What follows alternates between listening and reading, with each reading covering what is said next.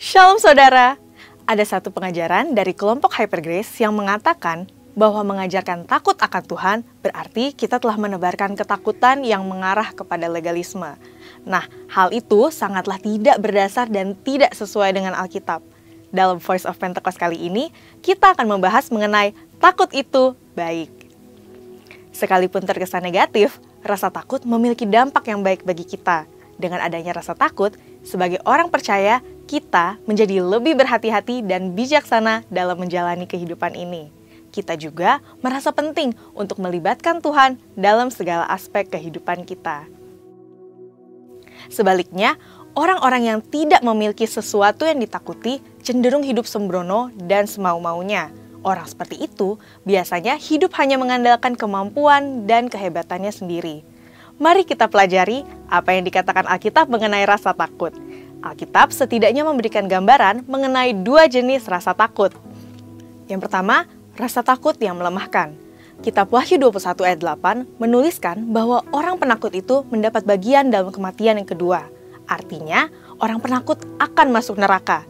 Namun, penakut seperti apa yang dimaksud dalam ayat ini? Dalam ayat ini, kata penakut diterjemahkan dari bahasa Yunani deilos, yang berarti kengerian. Namun, kata ini juga diterjemahkan sebagai faithless atau keadaan tanpa iman. Nah, tentu rasa takut yang bersifat melemahkan seperti ini tidaklah baik. Supaya kita tidak dikuasai rasa takut yang mencekam dan melumpuhkan ini, kuncinya hanya satu. Kita harus punya iman di dalam Tuhan Yesus. Yang kedua, takut akan Tuhan. Alkitab menuliskan banyak sekali janji Tuhan bagi orang-orang yang takut akan Tuhan. Tentu, rasa takut ini berbeda dengan kengerian yang bersifat melumpuhkan. Takut akan Tuhan tidak membuat kita menghindar atau menjauhi Dia. Sebaliknya, justru membuat kita ingin lebih lagi berjalan bersama dengan Dia dan rindu mengikuti kehendak-Nya. Mari kita lihat bagaimana seorang yang takut akan Tuhan menjalani hidupnya. Dalam kitab Mazmur, Daud menuliskan indahnya hidup takut akan Tuhan. Namun bagaimana prakteknya dalam hidup sehari-hari? Saat menghadapi berbagai situasi, Daud selalu menanyakan apa yang menjadi kehendak Tuhan untuk dia lakukan. Misalnya, ketika berhadapan dengan musuh, Daud bertanya kepada Tuhan mengenai bagaimana cara menghadapi musuh-musuhnya. Sekalipun Daud sudah memiliki banyak pengalaman keberhasilan di medan perang, Daud tetap menganggap penting untuk terus bertanya kepada Tuhan. Apakah orang yang takut akan Tuhan tidak pernah melakukan kesalahan? Tentu tidak. Daud bahkan melakukan berbagai kesalahan besar seperti berzina dan membunuh seseorang yang sangat setia mendukung dirinya. Bagaimana Daud menyelesaikan dosa-dosanya di hadapan Tuhan? Alkitab menuliskan bahwa setelah ditegur oleh Nabi Nathan, Raja Daud mengakui dosa-dosanya. Mengakui dosa-dosa yang kita lakukan tidak salah, karena 1 Yohanes 1 ayat 9 menuliskan bahwa jika kita mengakui dosa kita, maka Ia adalah setia dan adil, sehingga Ia akan mengampuni segala dosa kita dan menyucikan kita dari segala kejahatan. Takut akan Tuhan membuat kita senantiasa mengoreksi diri, serta hidup di dalam pertobatan setiap hari. Jadi, jika dikatakan bahwa orang yang percaya kepada Yesus tidak perlu bertobat atau mengakui dosa lagi dan tidak perlu memohon pengampunan dosa, tentu hal tersebut tidaklah tepat.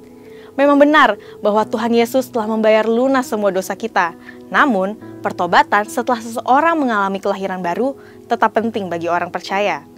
Buktinya, Roh Kudus berkata kepada jemaat di Efesus dalam Wahyu 2 ayat 5, "Sebab itu, ingatlah betapa dalamnya engkau telah jatuh. Bertobatlah dan lakukanlah lagi apa yang semula engkau lakukan.